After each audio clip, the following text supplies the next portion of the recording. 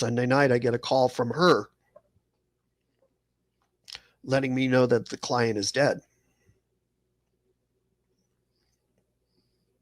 Oh my God. I'm sorry. Wow. So